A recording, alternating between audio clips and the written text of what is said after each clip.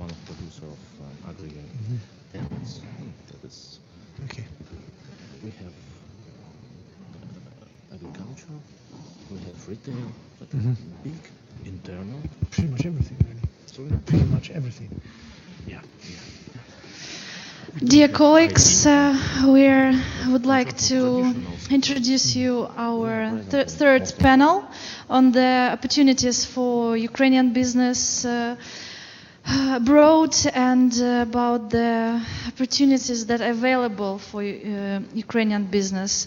So I would like to introduce our great moderator, Edward Lucas, the senior editor of The Economist, who is with us, and our honored speakers. Edward, we are very happy to welcome you, and I know that you are one of the best editors in the energy sector. So we have a great guest from Ukraine, Alexey Timofeyev, the CEO of Smart Holding Company.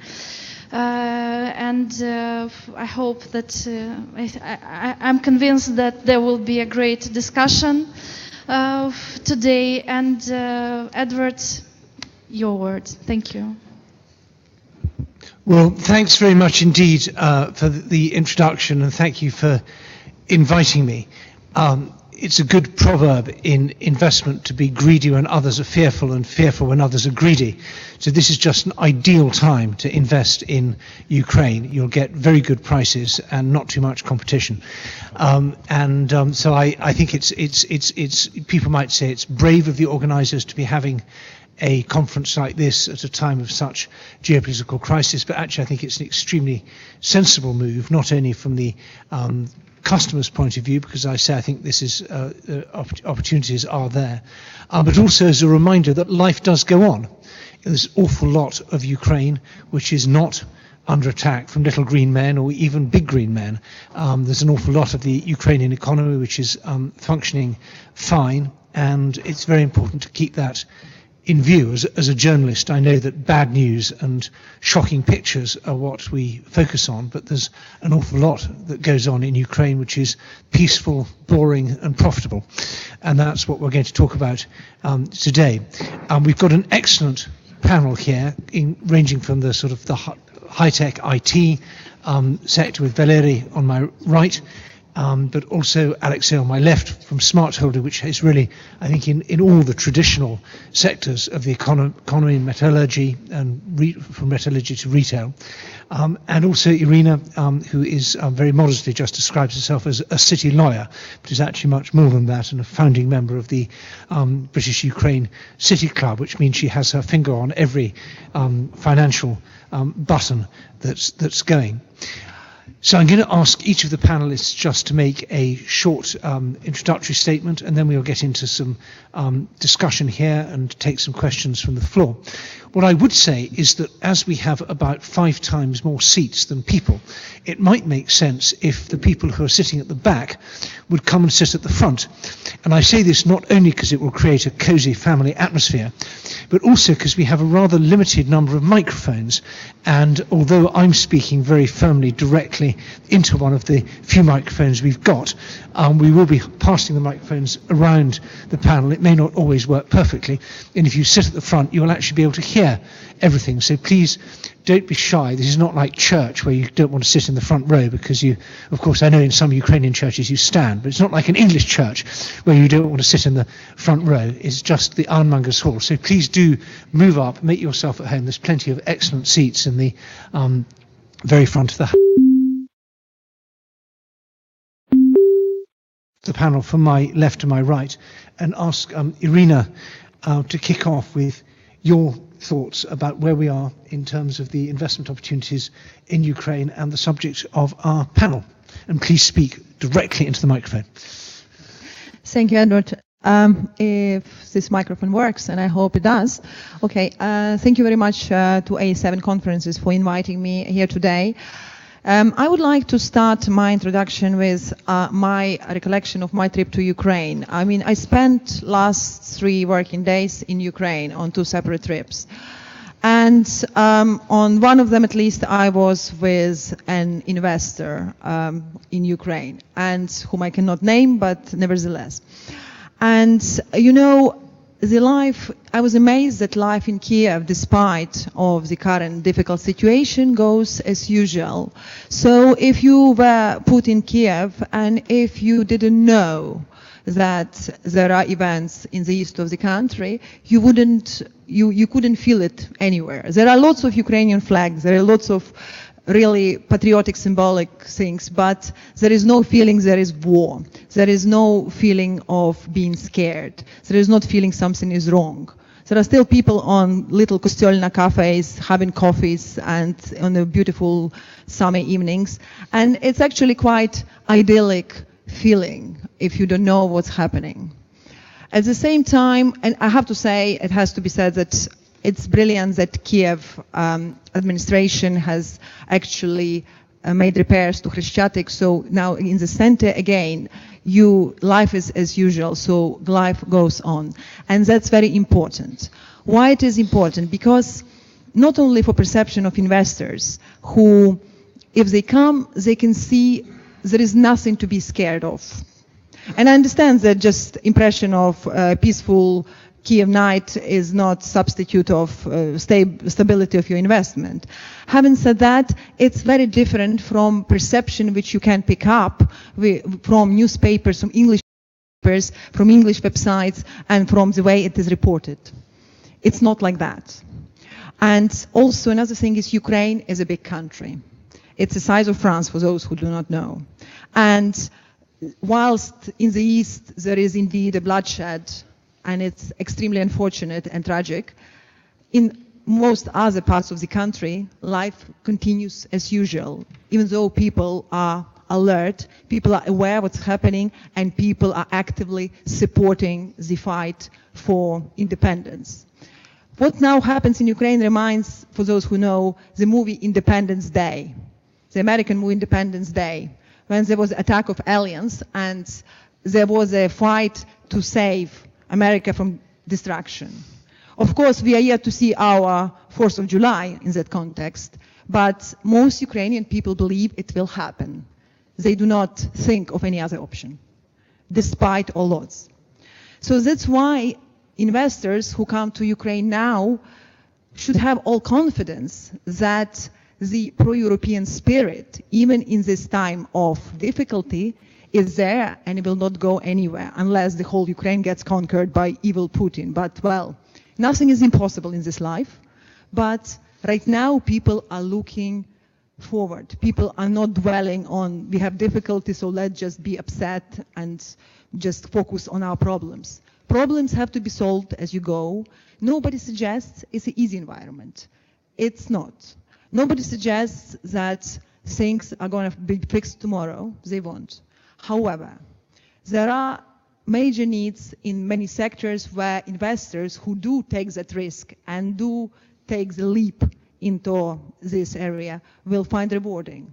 Among these things, I would say infrastructure projects, which were on the priority list of Ukraine already for a long time, but now even more so, because just, I think yesterday, Prime Minister announced that rebuilding Donetsk and Lugansk will require $8 billion.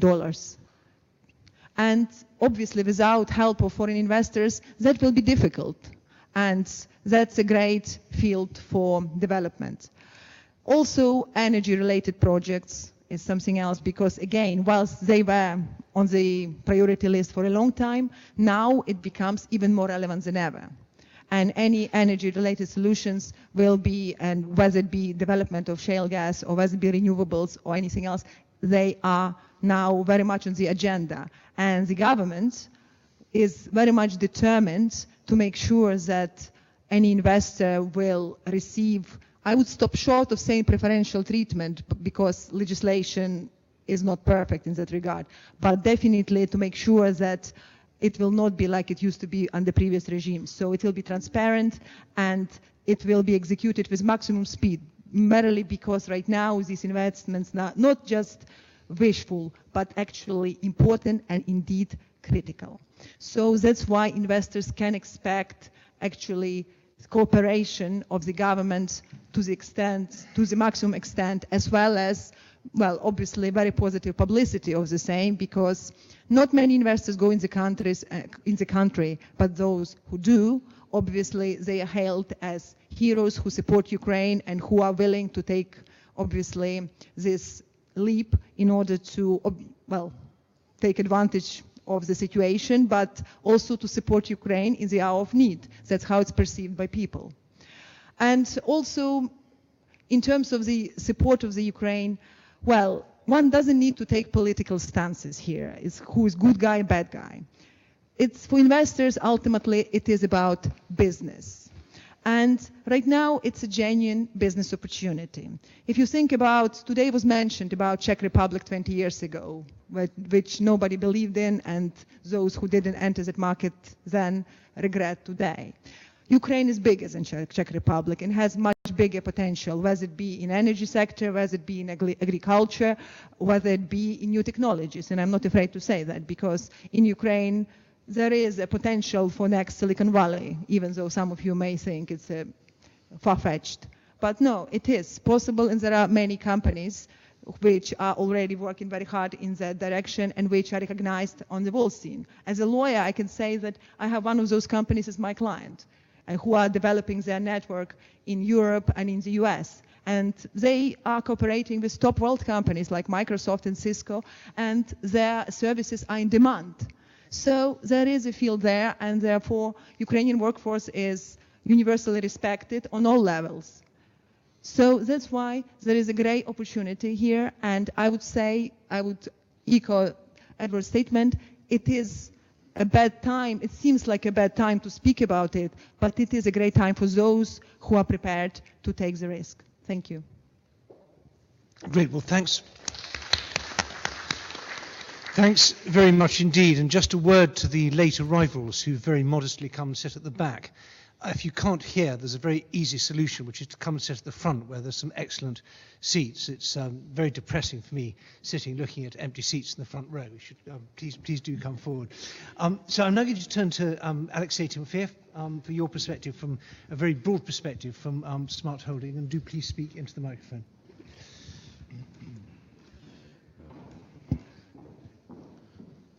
Thank you for your question. As you said before, Smart Holding is a diversified investment group, internal Ukrainian investment group that, of course, has a different partnership with different partners, including British investors. And how we see current situation. Of course, it is obvious Ukraine and the Ukrainian investment market now is struggling. We see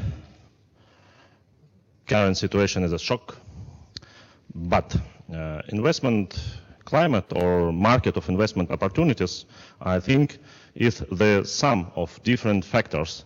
And if we see on Ukrainian fundamentals, we see big country, we see good geography, we see good, quite well educated people, we see still quite good infrastructure.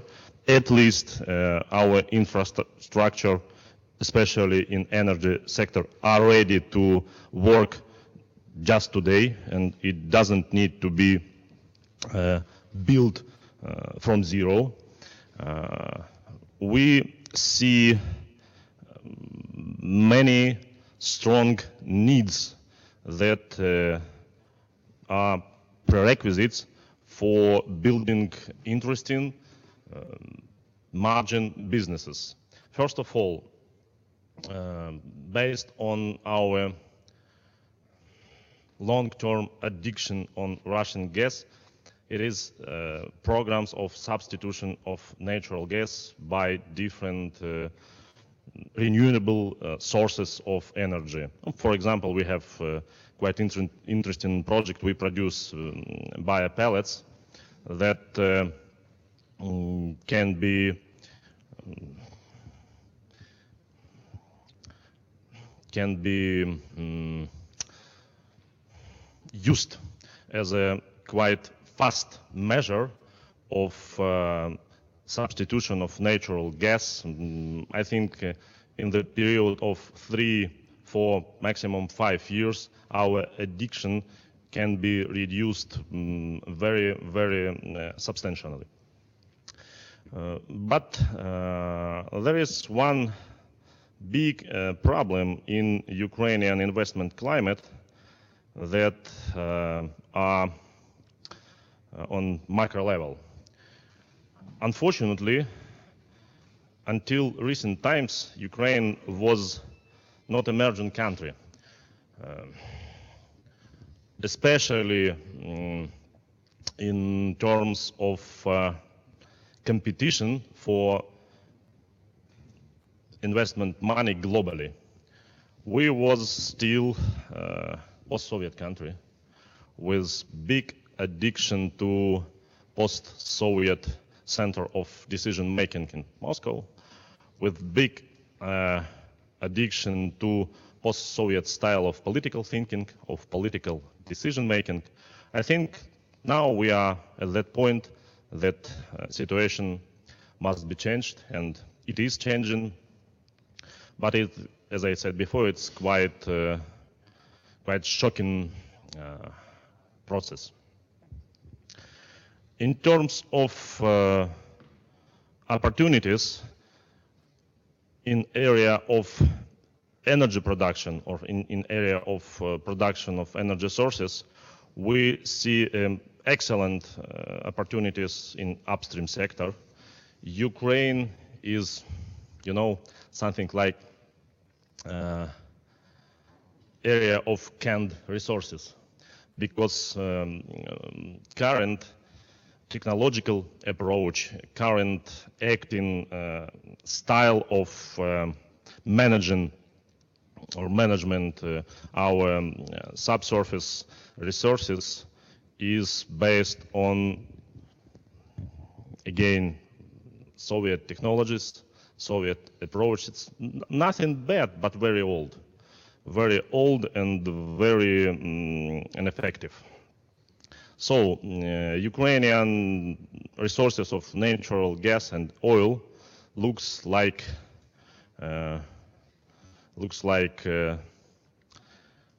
safe, that needs technological key, and actually nothing more. We have ready-to-use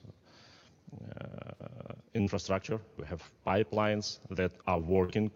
Of course, they need modernization, but it's not the same that to build it from zero. We have huge consumption base that will be huge regardless any measures of substitution, because not all needs can be closed by biopellets or something like this. Natural gas will be very, very important resource for Ukraine, and Ukraine has excellent opportunities to increase their own internal production 2 times or something like this. Of course, we understand that our new, quite young in terms of political time government is facing some problems.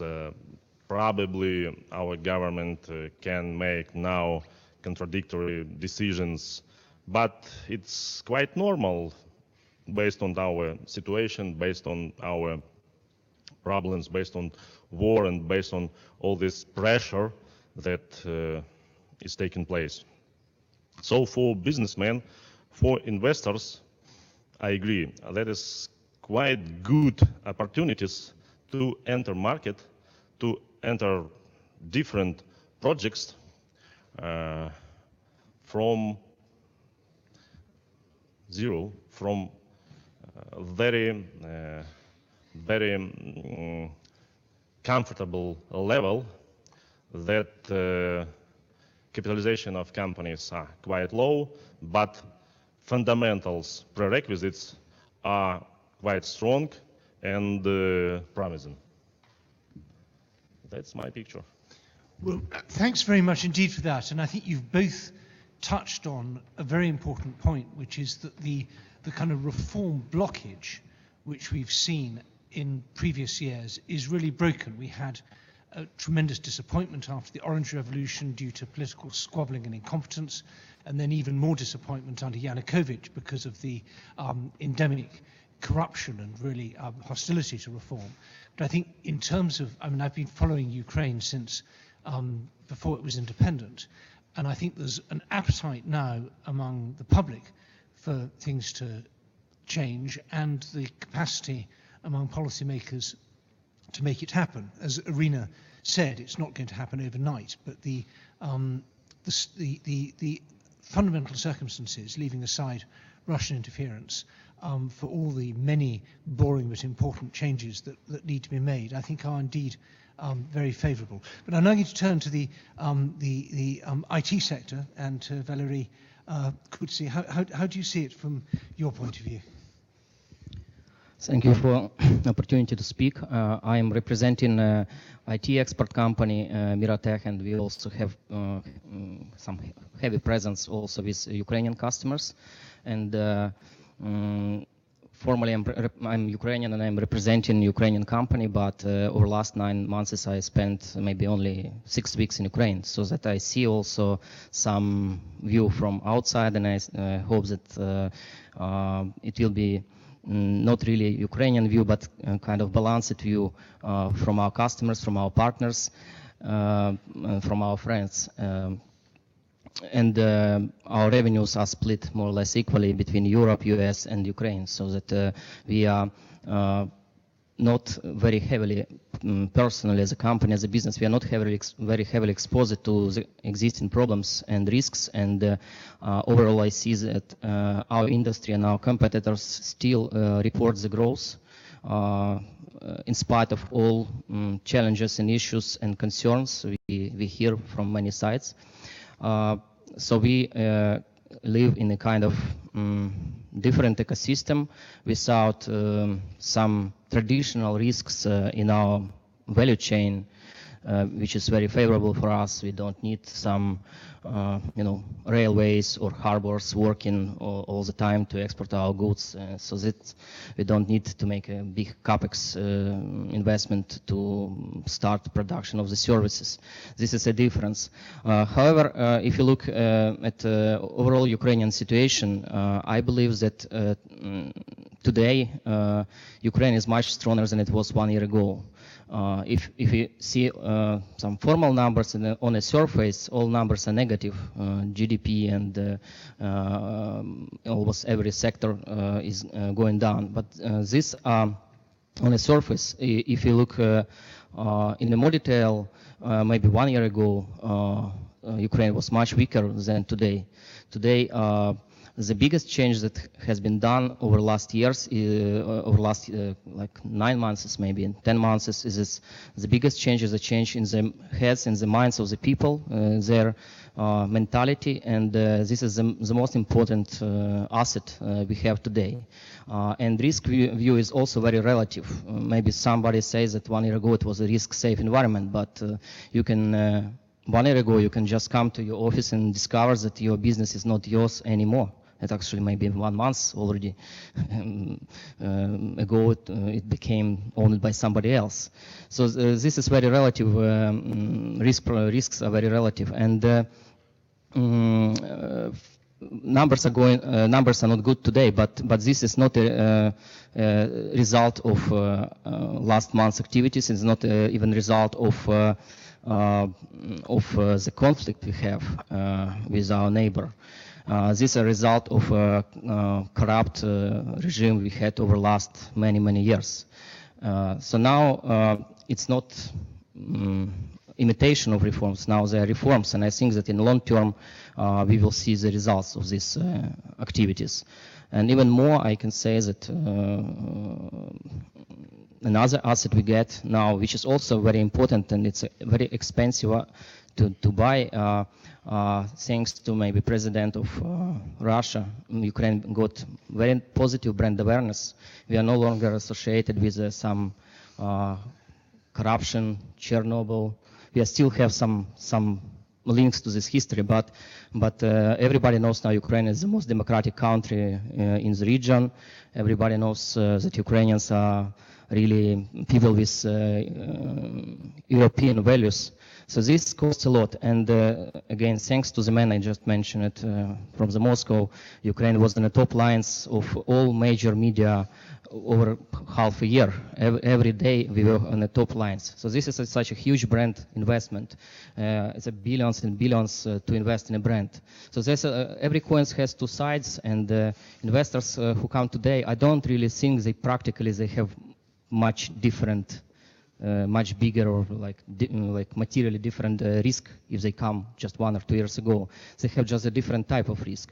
And if you come today, if you are early mover, you get a better gain, you get a better return on invest. So that welcome to Ukraine, and we can help. You can come for IT investors, come to association. We have a great association in Ukraine, IT Ukraine, and you can come out directly to Miratechnik and also help you. Welcome. Well, thanks very much indeed, and for particularly making the point that Mr. Putin, by attacking Ukraine, has given you billions of dollars worth of free publicity, and the world knows where you are on the map. This is a very good way of seeing the silver lining inside the cloud. But seriously, I do think that's a very important point, and I particularly urge those of you who have access to media and to social media to keep making these sort of points that Russians in Ukraine are the freest Russians anywhere. They're freer than the Russians in Belarus, they're freer than the Russians in Russia. The Russians who are protesting and want to leave Ukraine are protesting in order to join a country where protest is illegal.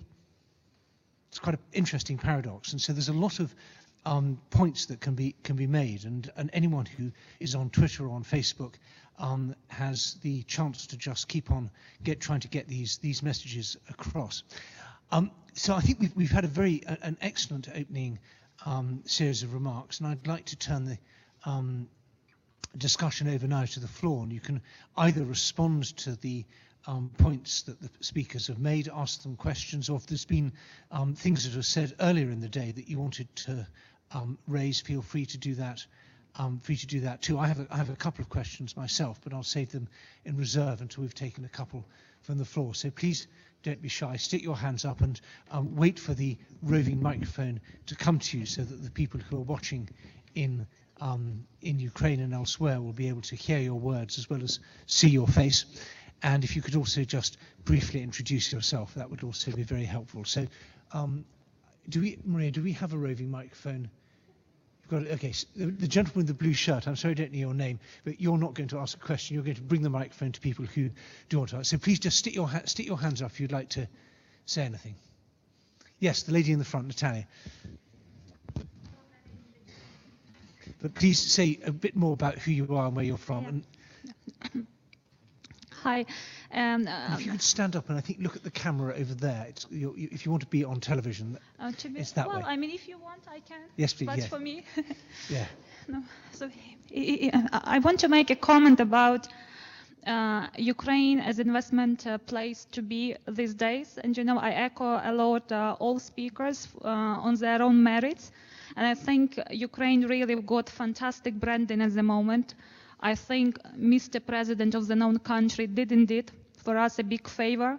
Unfortunate cost of it is loss of lives in Donetsk and Lugansk. But I think if we look forward and not backwards, foreign investors has all components to cook a very good dish. I think they have to watch timing, and they have to start to cook it now if they want to generate super return, but I think the call is theirs. There would be a lot of negativity, there would be a lot of positivity around.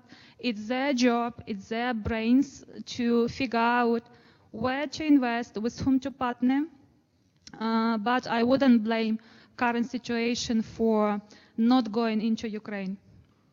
I think they have to be bold enough, but not even bold enough, they have to be strategic enough. Thank you very much. Let's have give the microphone back. Would anyone like to? Yes, go ahead. Go ahead, sir. Thank you. My name's Neil Williamson. I'm from Emerging Law. Does the panel think that the funding that's available at the moment from the EU, or that's currently earmarked for Ukraine, and funding from other donors is sufficient to get Ukraine through this crisis, or should there be more? Right. It's should there be more of other people's money? The answer is usually yes. But Irina, that sounds kick off with that. Let me give you the microphone. Thank you. Well, yes, I think Edward has answered for all of us. Probably the short answer is yes, it's not enough. The reason being is that obviously the scope of work which needs to be done, not only to, let's say, make Ukraine a better place to live, but actually in many counts now to restore Ukraine to a place where one can live, considering the damage which has been caused by the terrorist actions in the east, is great. And again, I already mentioned the figure of $8 billion just to rebuild infrastructure in Donetsk and Lugansk regions. That alone is significant cost. So it is obviously necessary to attract more investments, and I would say that private investors, as well as institutional investors, should play a greater part, because potentially they stand in a good position to make better gains.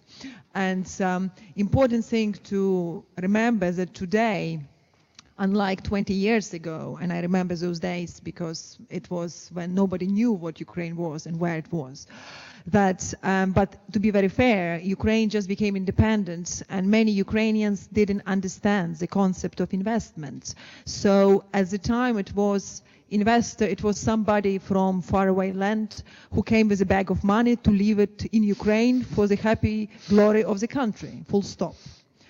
Whilst today, Ukrainians understand that investor is a man with a money bag who comes to put those money to get something out of it. And they are very much prepared to cooperate with that, and they are prepared to make that happen. So they understand why it is happening, and that's why let's put it that way, we are not looking for rip-off in the mode of 20 years ago. And it's important that investors understand that, because that makes a key difference. It's a change of mentality. That's why investing in Ukraine is not the same, let's say, as investing in Russia, because it's all in your head. And that's why Ukrainian mentality, which drives now the events, is so different. Thank you. Thanks very much. And I was just wondering, Alexei, whether you could talk a little bit about the effect of the war in terms of the economic dislocation that it's bringing, that obviously supply chains in Ukraine are based on the idea that it's all one country, and if you're dependent on, I don't know, titanium dioxide from Crimea or on something that's produced in Donetsk or Luhansk, you have to look for other suppliers, and if those parts of Ukraine have been your main market, then you can't sell there anymore. So could you talk a little bit about how your company, the companies that Smart Holding is involved in, how are you dealing with this? What are the difficulties and what are the solutions that you're finding? Thank you for the question. It is very actual, because Smart Holding has some investment projects in Crimea. It is industrial assets that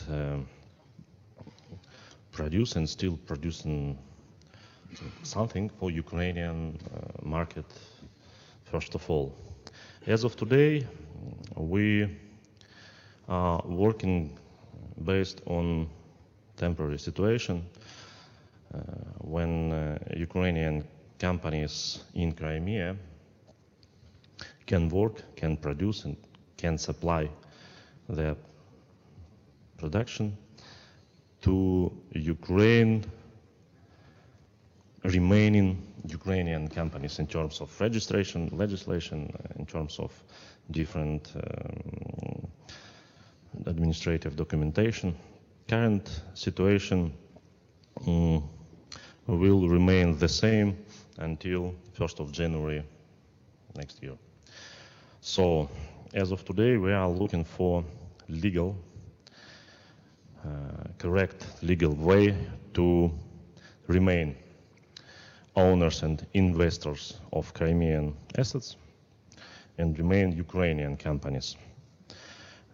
Of course, the solution of this problem depends on at least two factors.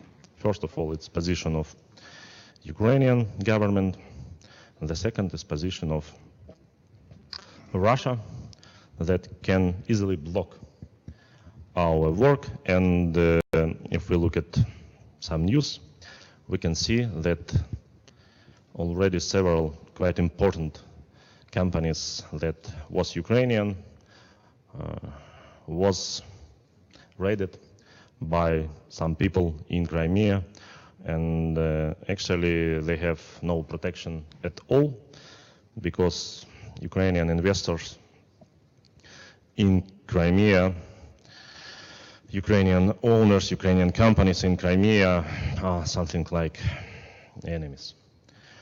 It's very hard situation to be solved based on normal legal rules, because the reason of this situation is quite absurd and illegal. It's situation with occupation of part of Ukrainian territory. So in terms of Crimea, we have a couple of months to work normally, and we have to make some decisions after the 1st of January, including to stop the production and to close our companies just to avoid some an illegal or absurd situation when our people, our management can have some problems with Russian control forces. So in terms of eastern part of Ukraine, in terms of Donetsk, we have several projects in this area, including retail. They work based on current day-to-day situation. It depending on line of conflict, depending on the level of control under the city, depending on level of risks for the people. It's clear day-to-day hands-on crisis management. Of course, we don't have any system solution. And we are facing quite big difficulties. For example, if we look at such business as retail, we have quite big company that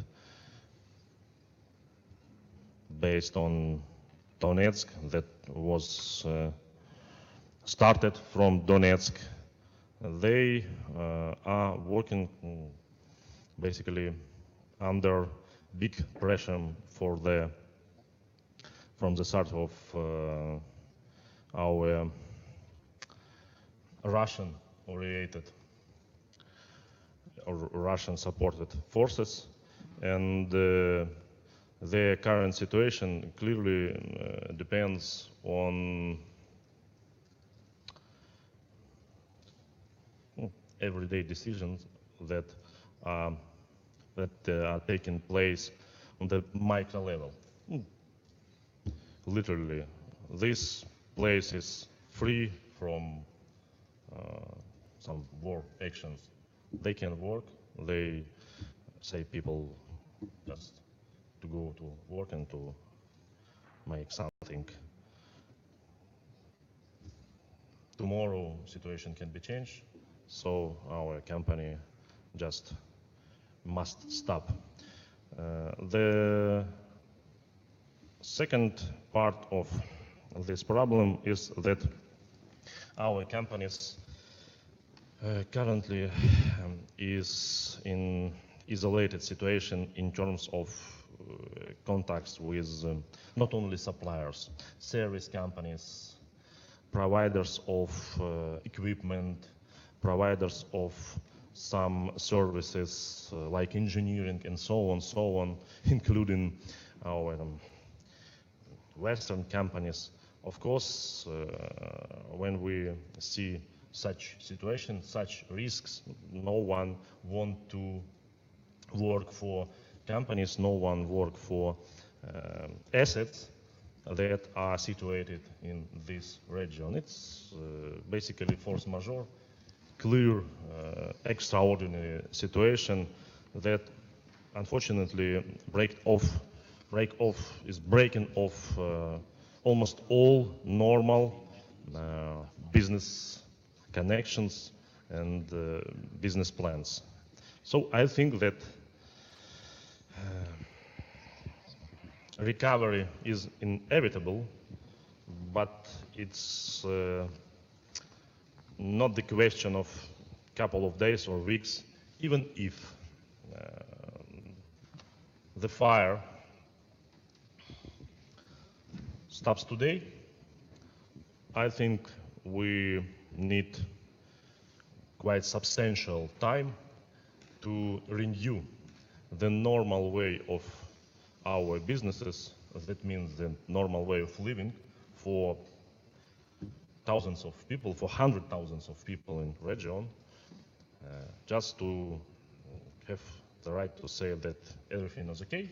We are ready to work normally. We are ready to produce. We are ready to build a normal part of our industry. So that's the current situation. It's not good, but we hope that it is the end, that the worst situation can be faced. We hope so. Good. Well, thanks very much indeed for that. I'm going to come to you in a moment, but I just want to give Valeria a chance to give us a very brief account of what the war has meant in practice for Miratech. Do you have people working in eastern Ukraine that you can't get in touch with, or is there any has it had any practical effect on your mainly export business? We have people working for us almost in not almost, but in every region of Ukraine. In every city we serve our customers. We provide field IT support for our customers, and it includes also Donetsk and Lugansk regions and Crimea. But Crimea operations we made a shutdown, not because we were not able to provide the service. We were able to provide the service, but because our customers were not able to continue their operations.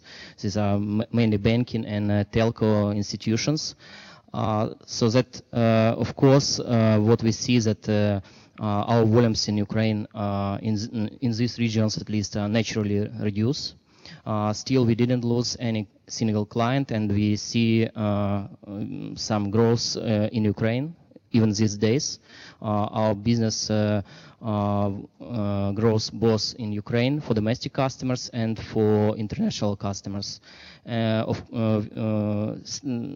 If you look at on the volumes, but if you look on a dollar equivalents, we have a decline in Ukraine, of course, because most of our contracts are in hryvnias, in Ukrainian currency. That means that in a short-term perspective, even with volume growth, we see decline in dollar equivalent, and for us, it's important to report good numbers in dollars. So that's why Ukraine is really moving us a little bit down, the whole structure of our business. From export perspective, no one of our clients has reduced business, and I can say even more that all of our customers increased our revenues. Some of them are just cosmetic increase, and some other customers are bigger we see bigger increase. We are able to get new contracts today.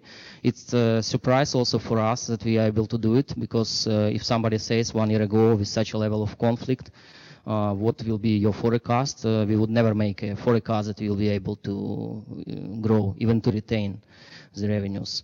And we operate not just in Ukraine, we operate also in Poland and Slovakia. And we are going to open our subsidiaries in production for subsidiaries in Latin America and Asia Pacific region, to make us more diversified and to keep our customers, more like in a safe place, let them feel more safe. And today we are able to negotiate with our clients the right balance, depending on preferences. Some clients, they accept the risk and they are ready to continue with Ukraine, and some other customers, they are very nervous and they don't feel secure, so that we offer these clients an option to do business in different locations with us. In reality, in practice, we serve our customers from more than one location, and we do, like, for example, balance some services from Poland, some from Ukraine, depending on customer risk attitude. We can do more in one country and less in another country. So this is, I think that most of our colleagues trying to do the same, and I see that the whole industry today is still reporting the growth, not like at the level of previous year, but still it's a growth. Good. Thanks so much for that. Now, yes, go ahead, please. And I know you. Yes, can we have the microphone, the lady? And I know who you are, but just introduce yourself. Maria Timofeyenko, Stockport International. I have a question regarding IT sector. As you correctly said, it is a sector. You speak into the microphone and look at the camera, please. Okay. I have a question regarding IT industry. As one of the speakers correctly said, it's an industry which has a very big potential of growth, and Ukraine can be turned into IT hub very quickly, taking into account positive measures implemented by the government. So my question is whether you see this positive response from the government, recognition of IT potential development for Ukraine, and also taking into account new appointments. Mr. Shimkiv has become an advisor to President. Do you see current change in your ways of communication with the government? Do you see that you can actually achieve a better communication and implement some reforms necessary for the IT sector? And what are those reforms which you think will help IT sector to prosper? Thank you. Thanks. So for those who didn't get the question, it's about does the government get IT? Does it get the IT sector and understand what's needed? I hear some rhetorics from the government that IT is one of the prime and the most important industries, and more or less we can hear it from all the officials. They realize and recognize that IT is important. This is a potential for volumes for the country to increase the export, and to overall attitude to it is very positive on government side. Frankly speaking, I don't think that right today this is IT should be the biggest item in their agenda, given the conflict on the east. Most of energy should be dedicated really to stabilize economy and to really think about continuity, think about continuity of the country. And as a businessman and a manager of an IT company, I think that we don't really need any very special and very unique and very different support to our industry, which is different to the support of any other industry in Ukraine. We can easily survive in a situation when this support is the same to IT as to any other industry. We don't really need anything special, anything extra. What we need is that overall situation in the country improves to make Ukraine not just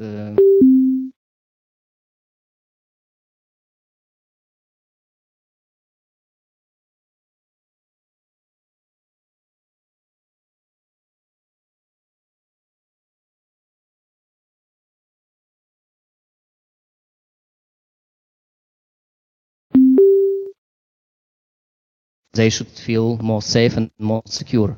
So that I think that there's enough skills and capacity and competences in the industry, and the industry will find its way to grow and to increase.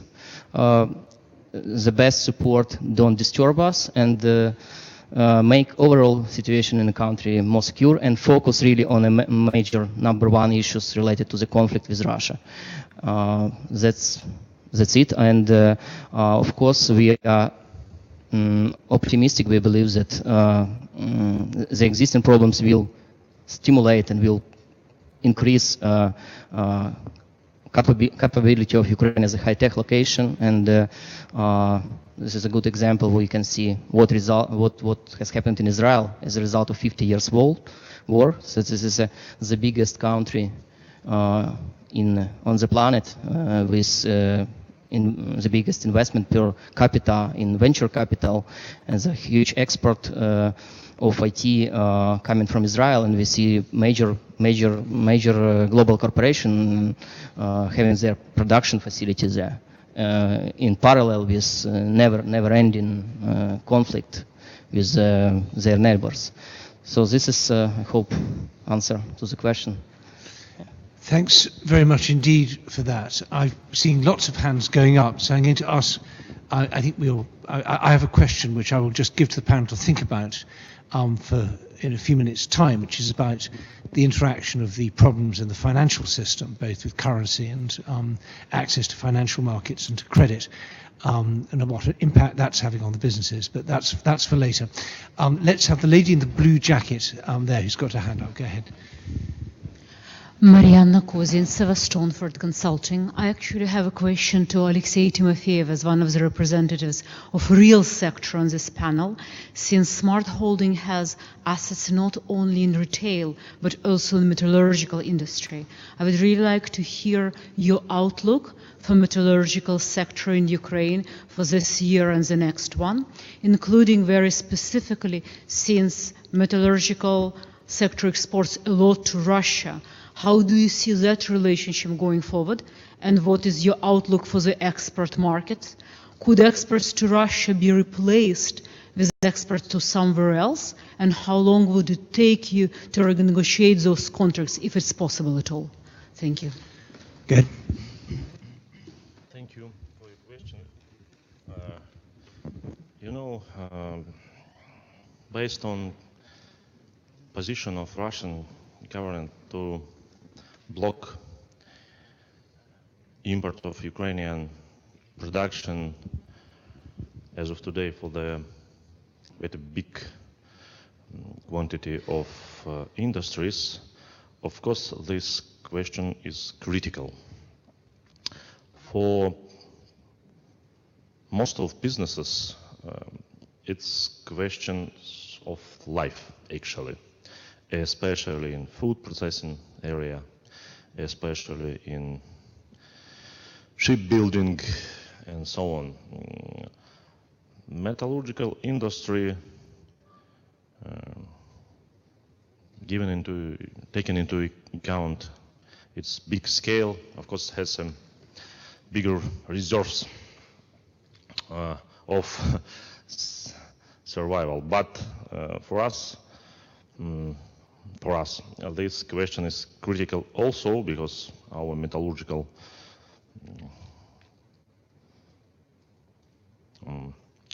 investment is the biggest in our portfolio, and in terms of capitalization of group, of course, this part of our portfolio is under our most serious control. So what we can see as of today? As of today, we can see that we had quite good 6 months, just until the political and war conflict went to Donetsk and just catched the big territory. Since that time, we began to face problems with infrastructure. We began to face problems with suppliers, services, risk management. I mean, just security of our people, not the assets, because assets can be renewed. People and their place of living, place of work are under huge risk, and we can't control it. We can't guarantee our people that we can solve all these problems. Of course, this situation means that, as I said before, we just look at day-to-day situation, and our decision making and our management process looks like crisis management based on day-to-day, or more correct, hour-to-hour change of situation. The global projection, all our global vision for this year is quite optimistic. Why? Because, as I said before, we had quite good first half of the year. After that, of course, our production level, our costs, our general situation with assets in Donbass area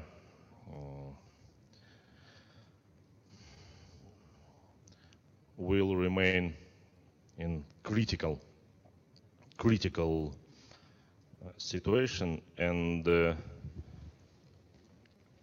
what can I say, it is politically determined. It is the worst situation for management, what we can't manage this situation, we can't secure it, we can't avoid some problems. So the businesses that were based on Russian markets can change their focuses, but in terms of mature markets, in terms of long-term relations, in terms of standards, in terms of price negotiations, it is the question of years to build alternative market for your production, to build new partnership, and the bigger your business is, the harder the task. So our position is to keep the control under risks and under situation, under production, and to make maximum as management, as owners, but we all have to understand that the level of our control is limited, and the big picture of businesses that are based in conflict region is politically determined. Exactly, politically determined, and it depends on many factors outside our measures of influence. Irina, would you just pass the microphone to Irina? Would you like to come in on both those previous points about, from the investors and potential investors that you talk to, how do they see the disruption both of the export market to Russia and also to the sort of the core of the Ukrainian heavy industry based in Donbass? How are they coping with it? Well, obviously, it greatly depends what industries investors in. So that's obvious questions. I can say one observation which I noticed, which is not yet investor-based. As you know, President Poroshenko promised that he would sell his assets when he becomes president. And you probably also know that his assets are currently already being considered for sale, and Rothschild is appointed to deal with that.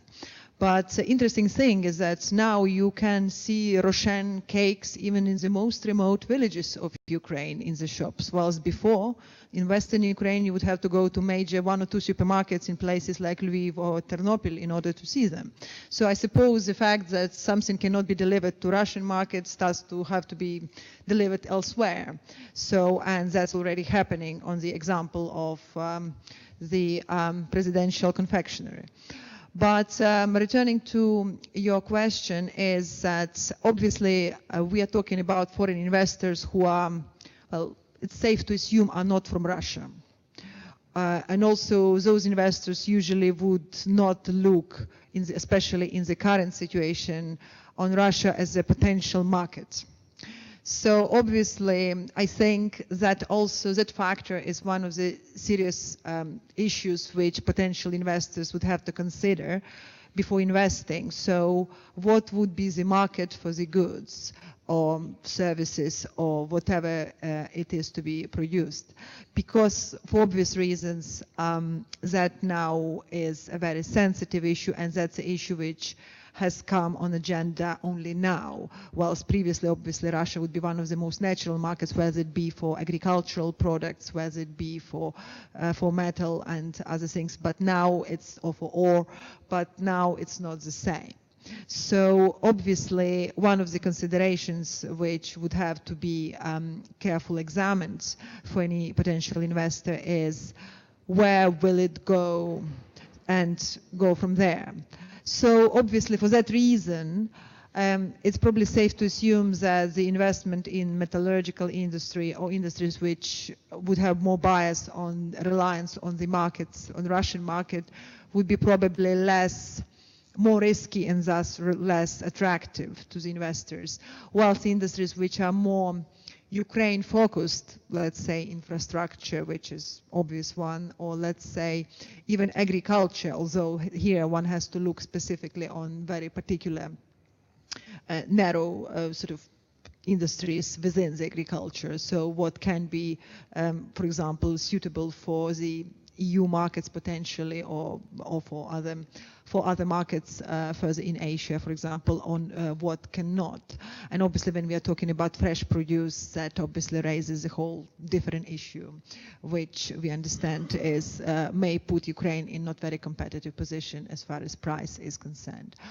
But at the same time, I think I know many British companies, Marks and Spencer and few other major producers among them, they actually have invested in Ukraine, they have factories in Ukraine, and they have the goods produced in Ukraine, even with all the, well, restrictions which non-EU manufacturer presents. So I would imagine that obviously now the industries which are less reliant on realization in Russian market will be more popular. And again, on the wave, I have to say also, given publicity, it's also a question on, by investing in Ukraine, you support Ukraine, you support its independence. So it's also the factor of the positive publicity and making a change, which also for a number of investors which are particularly minded about their sort of corporate image and being presented with a challenge, they would probably also consider it as one of the positive factors and act accordingly.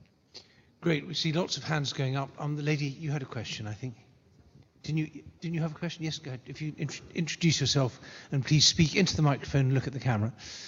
Hi, Alessia Skafenko, Green Star Invest. No, you've got to hold the microphone right up next to you. Sorry. Yeah. Alessia Skafenko, Green Star Invest. I represent a very small investment fund, and I completely agree with Valery here that the main difference I see in Ukraine is actually the difference in the mindset of people. You know, I really believe they have the energy and they really want to build a new country with the new ways. So to capture that energy, you know, a fund like mine, for example, would be quite interested to maybe invest in the small startups, small, medium-sized startups. It would be a new market for us, and how would one go about practical steps? Who do you speak to? Where do you go? Who do you call? You know, just generally, where would somebody like us, which doors would we knock on? Well, that's a great question, and I'm familiar with this startup scene in places like Estonia and Latvia, and they have these things like Garage 48 and other sort of startup circles, which are, have investors hovering around, like I was going to say like hungry animals. This isn't quite right, but like appreciative customers. But Valeria, tell us about the for companies, you know, smaller companies, not yours. What's the scene like for small tech startups, and where would you advise this lady to start looking? Maybe one way to answer this question: where not to look for, and whom not to talk to. I think that you no sense to talk to government. They have no idea about these companies, and these are very small fishes for them, and they don't see them. There are a couple of maybe options how to do it, and it really depends on your and your ambition. One way you can talk to industrial association at Ukraine. They know the market as entry point. You can even come to Ukraine September 10, where there will be a Ukrainian IT conference, outsourcing conference, where I think there will be government and representatives, and also business and some community. And you can see also Miratech there, of course. And Miratech itself, we are also in touch with some investors who are interested to capitalize opportunities in Ukraine, and who are willing to invest, but to make it more predictable for them. With a small high-tech companies, there are a couple of natural risks, like marketing risks, so they're not able to sell, financial risks, they don't just have great ideas, great people, not enough money, and also technical risks that they will not be able to execute just because they will be slow and they will be not in the right time in the right market. So that we are helping, we are talking to some organizations about this, where Miratech will help from technical perspective to secure, to help investors to really to be safe on the technical side. So that I must say that you will talk directly to these companies as well. So that depends whom you need and what is your level of ambition, and there can be different channels. And very good. Let's Andy. I think you were next. Yep. Go ahead.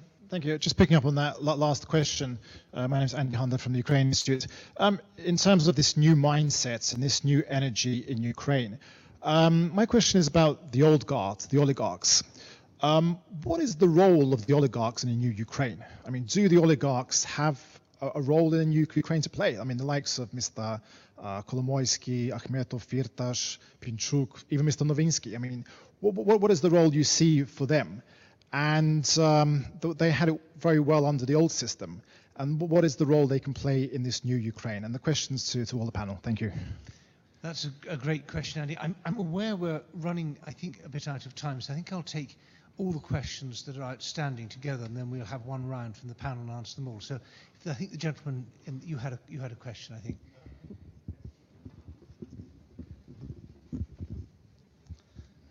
Robert Hoffman, head of research, C20 Foundation.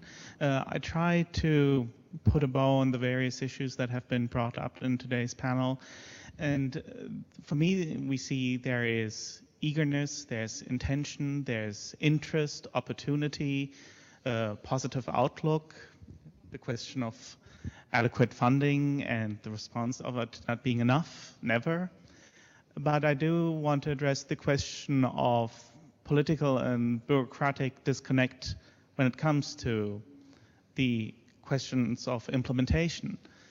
We say it's not enough money, but the fact is I think that one of the biggest challenges that we have to overcome as a group is the fact that we don't really know where the money is and how to get it. We look at the EBRD, who has been featured prominently today, that are offering €1 billion every year for those who want it. But if we look at the number of applications that have been submitted to EBRD, there are 8 this year. And the funding that has been requested and applied for is less than 300 million. So even if there would be 5 billion, people don't touch it. Why is that? The people in the Ukraine don't know how to get it. They don't know how to fill out the form. The people in the West don't have the strategic partner in Ukraine to work with. And there are more sources. Saturday a week ago, Angela Merkel has committed 500 million for the reconstruction of Donbass. Well, I'm not sure how many people are really able to fill out a German application of the KfW. Last Tuesday, Japan has submitted 100 million. You should explain the KfW is the Kreditanstalt für Wiederaufbau, which is the main German development Apologies. Yeah. And last Tuesday, Japan has committed $100 million for reconstruction. Well, I don't know anyone who to talk to there. And I think the biggest problem that we see right now, both in terms of the EU as well as the G7 and Ukraine, we know money is out there. We know that people are out there that would like to invest it, but no one knows how to get it. I think you're right, and this is a world where people are chasing returns, and there's the appetite among investors to do something other than get 1 or 2% of their on their money is huge. And I think you're absolutely right that the shortage is not so much of money. The capital markets are awash with money. The shortage is of know-how and ability to make convincing investment cases. Let's have the lady in the front who's getting a second bite at the chair. Was there anybody else who wanted to ask a question? Speak now or forever hold your peace. Okay, final question, Tally. Sorry, hi. It's actually a follow-up question. Stand up and look at the microphone, please. It's a follow-up question from a gentleman's question. How to practically get to opportunities in Ukraine? You know, I've been thinking through all this session today, you know, that Ukraine is actually lacking investment agencies at local, regional and national levels. I remember, you know, there was a track made by Financial Times. You know, they have a special tool that identify how many projects in each developing market need funding from abroad. Ukraine, according to 2010, I know it's not 2014, but still I think it's a good indicator, needed in SME sector, like there were 1,000 projects that were tracked by FDI tool from London that needed foreign funding. So I will repeat, 1,000 projects that needed foreign money in a time when Ukraine was very short of any money from banking system that could be gained domestically. And I think the actual number of projects, including this year, would be much higher. So Ukraine has fantastic projects to actually attract funding. Ukraine is critically in a big need to arrange agencies at all levels. It's not cost consuming, but I think it just takes right people in right positions to actually do a thing. Open agency, small, bit by bit, it will grow, but it has to start. Thank you. Good. Well, I've got my outstanding question to the panel, which is about the problems in the financial system. We have a banking system which is finding it very difficult to provide credit. We have the collapse in value of the hryvnia. We have all sorts of problems with the foreign exchange reserves are almost empty, and it's very difficult to get credit from outside for Ukrainian companies. So, as well as answering the excellent question about the future role of the oligarchs, I'd be grateful if all three of you could also just touch on how these financial problems are affecting your business. Let's start with you Irina, imagine Mr. Akhmetov is sitting in the audience. What message would you give him? Bravely.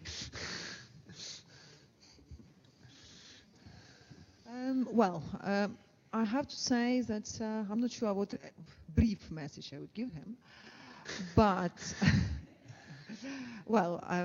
I suppose, get your act together, I suppose.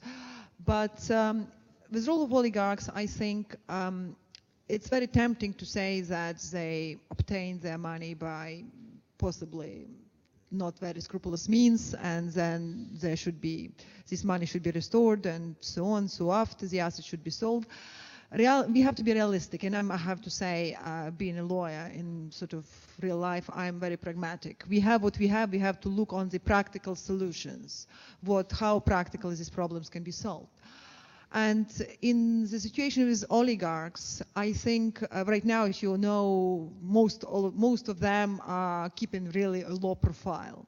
And partly it's because obviously the people of Ukraine would not be very kind if they try to raise their profile at this point, and partly because really they hope this will blow over and life will continue as usual.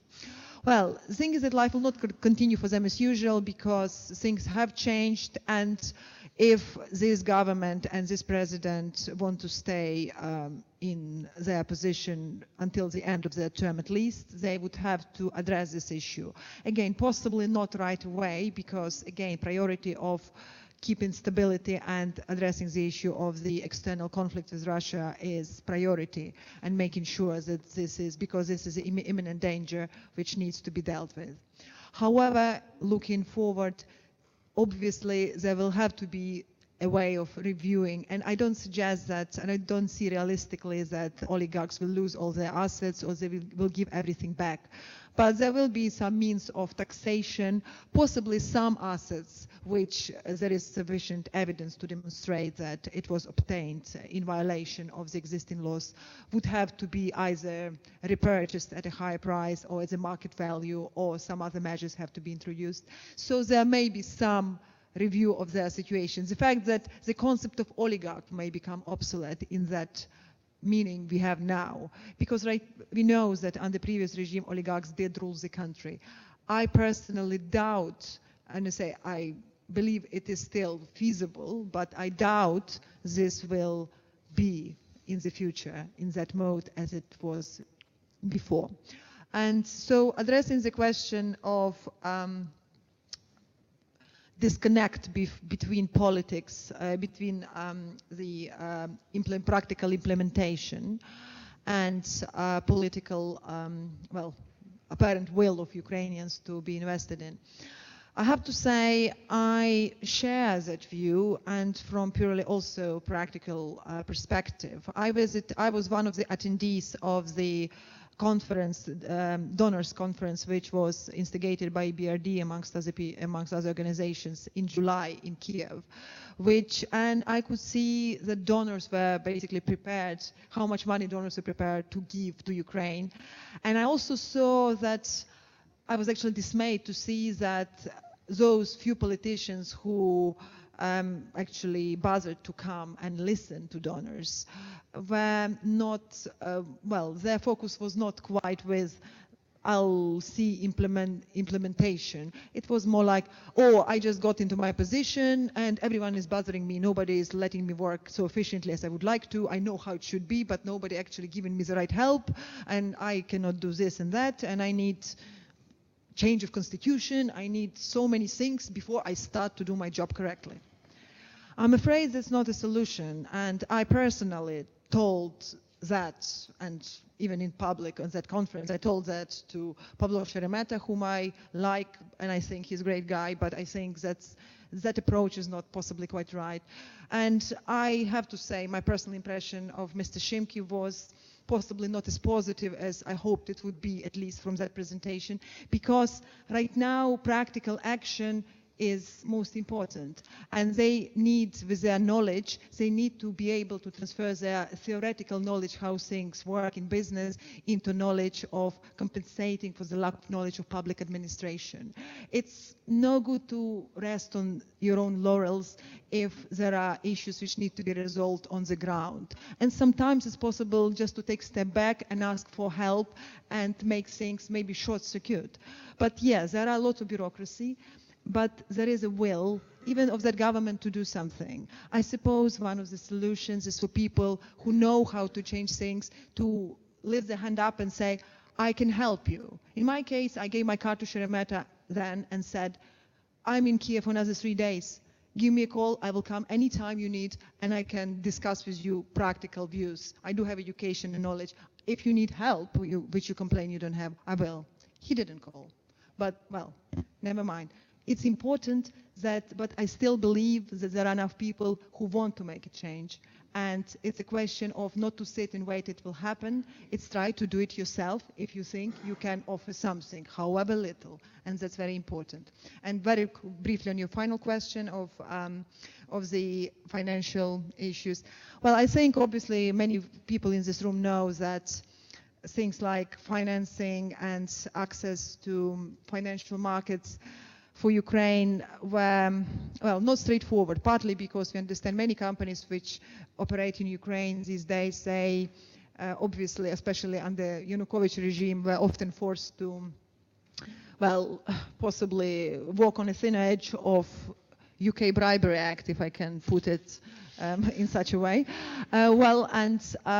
Equally, they had no choice. So obviously it would not happen in the country like UK, but everyone understands, and even if we don't speak openly about it, we know that virtually every large company had to face certain extortion and paying for non-existent services by companies which everyone understood where it comes from, or face issues of suppressing their business or worse. So it's a difficult legacy. Also, excessive valuations of Ukrainian companies is also something we all understand and know did happen. And obviously that did not instill much confidence in the foreign investors or in the people who would be interested to deal with Ukraine. But again, these things take time, and I think it is important to understand that it is, well, if there is buyer, there is a seller. If someone was prepared to believe valuation which was 10 times the worst, then obviously maybe there was some consensus on it. So it's important to raise these issues when you think they are wrong, and I'm sure that it takes two to tango. So there's always possible to find a consensus on that, and these things will come to their natural resolution if there is an understanding between the parties. Thanks very much, Irina, for that and your previous contributions. Alexei? First of all, let's discuss the term oligarch. Who is it? The big businessman with big political influence. Am I right? In that case, who is the Mr. Poroshenko? Is he included in our list or not? Who is Mr. Kasyuk? Who is some other quite good people that now are trying to make some good job for Ukraine? So I think there is no prospect to separate our big businessmen, so-called oligarchs, from other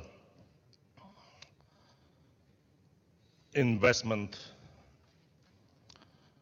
society. And what can I say shortly?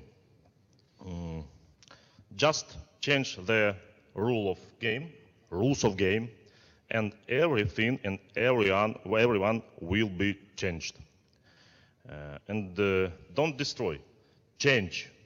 Because if we now start to make some pressure on so-called oligarchs, we all have to understand that almost every goal, every target in terms of changing our economical investment climate can be reached by evolution way, can be reached by rational chain of decisions that step by step will change our country, will change rules of game for investors, will change our political layout. And I think one of the most important points in this situation is that if you want to make to so-called oligarchs something bad, you have to understand that investor, oligarch, big investor, big businessman, big private investor, it's the same, is the last part of chain. If you start to press on industry, on big business, just to impact some person, you have to understand that there are a lot of people, a lot of companies, a lot of taxes, a lot of different real values have to struggle as well. So I think it's no chance to make some positive, just starting to press on several people that in current situation looks like negative guys. Change the rule of games, and that's all. And on the financial difficulties, shortage of credit, foreign exchange, or the very difficult external financing environment. The shortest speech, I think, in this case will be mine. It's a dead zone. It's a dead zone now, and absolutely politically determined. We have quite wide experience in terms of attracting money from abroad, attracting partners from abroad. Everyone says the same. Guys, as of today, you have to stabilize your country. You have to demonstrate that this government differs from previous, and we are ready to start to work. As of today, it's of course maybe the most critical area of business practice, attracting money, the most hard, and as I think the most dependent on political situation. Mm-hmm. Okay. Thanks very much indeed. Final words from Valery, over to you. Oligarchs, money, disconnect between politicians' promises and reality. Nice, easy subjects. It was easy to define who is oligarch maybe 1 year ago. It was pretty clear, straightforward profile. You can even define city where they sit and what they do and what they think about and what will be their next step tomorrow. So now I think that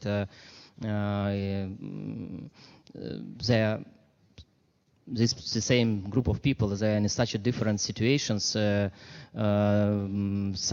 are in Ukraine, some are not in Ukraine, and some cannot leave Ukraine because they're not sure what's waiting for them outside of Ukraine. And some go to the west and some go to the east, and sometimes you don't know even is this person still alive or not. It's not easy time for oligarchs, and they are maybe they face the biggest losses today. I hope that they will be successful in the future, and I hope that their success will come from a little bit different business model to the one they used before. The one they used before is getting more equity and getting richer at the cost of people around you, using some questionable schemes to privatize or to acquire state-owned equity with one bidder in trying to buy. So I hope that they stop investing in this model and stop expecting that this is a model for the future. I hope they will start thinking about equity growth on an arm's length principle, and I hope they will find the way to do it, and the richer these guys will be, the better will be for economy, because these are guys still driving economic growth. These are hopefully smart people, and it's, I cannot even say that today these guys can be qualified as oligarchs, because all their assets all together, of all 1 to 100 of oligarchs, they may be less than 10% of Facebook shares. So that's just normal Ukrainians. I remember asking Viktor Pinchuk the difference between, what's the difference between a Ukrainian oligarch and a Russian oligarch, and he said that we are mini-garchs in comparison to the oligarchs. The journalistic definition of an oligarch is a rich guy behaving badly who sues you if you try and write about him. And I would add to your list of bad things, and this is really quite serious, one of the things that has been most upsetting in trying to write about Ukraine over the past few years is the habits of some oligarchs, and one in particular, that if you ever write about him, you get a very cross letter from a very expensive London law firm. And I work for The Economist, and we're willing to fight back very hard against these things, and we fight these libel cases. And I was running one recently where it cost us £500,000 just not to lose, and we're willing to do that as The Economist. Many media outlets can't afford that kind of money, and so if the oligarchs would allow normal journalistic inquiry into their behaviour, that would be very good, particularly the ones whose surnames begin with A and F. I think we've pretty much come to the end. There's only two things I want to say. Having been covering transition, so-called, since it started, there's always a temptation when looking at government to ask why it isn't working quicker.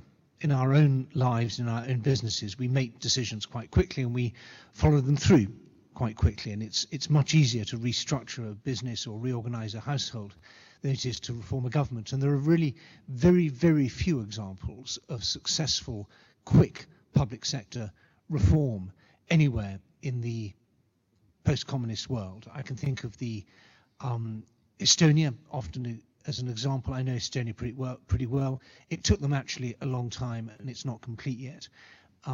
Elsewhere, the picture is even patchier. So I think Irina's point about patience is very well taken. Even if everything goes well, even if we sort out the geopolitical crisis, and even if you sort out the financial and economic crisis, and even if you sort out the political and constitutional crisis, and that's three very big ifs, even then, getting Ukraine's public administration and government up to remotely the standards that we need is a matter of 10 years, not of 10 months or 10 weeks.